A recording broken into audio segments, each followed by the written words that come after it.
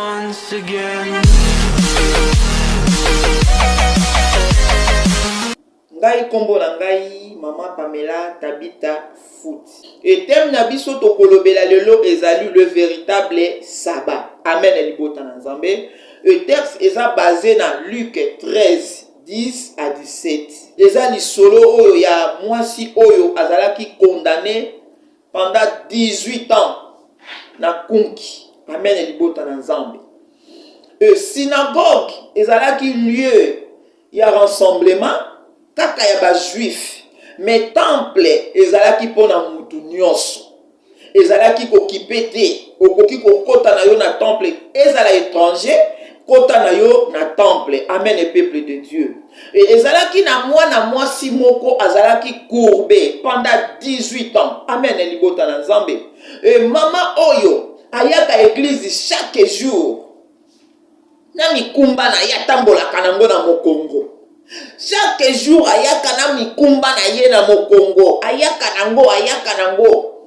Azala na idée te que un jour akobika, azala na idée wana te. Aloba kaka nga il faut nazala kaka na présence ya Nzambe, bien-aimé dans le Seigneur. Mama oya lembaka te. Alembaka te. Amen elibota na Nzambe. Mais zala na mokolo moko. Jésus-Christ de Nazareth. Oui, azalaka le véritable sabbat. Alongola mokolo ya sabbat lata yango na nzoto. Amen elibota na Nzambe de Dieu. Na ye koyebisa libota na Nzambe. Le véritable sabbat, c'est la personne de Jésus-Christ de Nazareth. Oya yaki alongoli sabbat alati yango na nzoto. Amen elibota na Nzambe. Premier jour, tina 6e jour, et la kisaka loi. Mais 7e jour, ezalaka nde grâce. Et nde mokolo oyo, mwana mwasi oyo azala courbé pendant 18 ans, azozwa grâce et pas à Jésus-Christ de Nazareth. Amen le peuple de Dieu. Le véritable sabbat, ezalaka nde Jésus-Christ. Oyo ayaki kosunga, ayaki kobikisa mwana mwasi oyo, oyo azala courbé pendant 18 ans.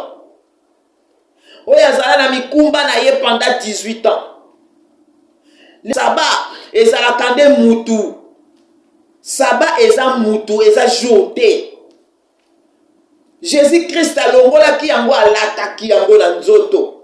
Ayaki kolakisa ete yende aza kolo grâce. Peuple de Dieu. Mwasi oyo abika mokolo ya sabbat ezalaka nde yo na ngai. Oyo tokangamaki na mikumba na biso. Oyo totambola na mikumba na biso pendant tango molai. Et c'est pour cela lobiete boya na mikumba na bino epai na ngai nga na kopesa bino repos. Amen elibota na Nzambe. Mwana mwasi amemaki mikumba na ye epai na nkolo. Ayaka kaka zongaka nango, mais mokolo wana zongaki na yango te. Et mikumba na yo nini ozomema yo moko. Ba problème nini ozomema yo moko. Ozo déclarer bandana bandako sambela solution ezali te mama te yeba yango eza na mokolo moko. Mwana mwaso kabika ka na mokolo moko ayaka église akendaka zongaka. Mwana mwaso ezalaka nde le nation komema ba problème na yo yo moko te yaka na yango epai na Nzambe. Ye kaka mutu aza na solution ya problème na yo parce que yende azalaka le véritable sabbat. Yende alongola mokolo ya sabbat alata yango na nzoto. Amen elibota na Nzambe. Amen le peuple de Dieu. Tika komitungisa. Tika koloba maladi eumeli opese yango pe kombo te mama. Yeba yango kolo sabbat yende azalaka mokolo lobiko. Kolo sabbat yenda zali mosikoli. Yenda zali mokangoli. C'est Jésus-Christ de Nazareth.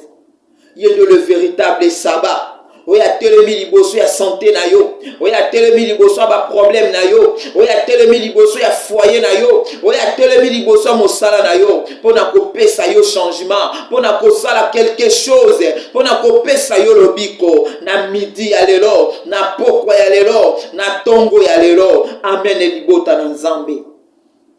Ezalaki exhortation moke. Na yaki nango liboso ya peuple ya Nzambe.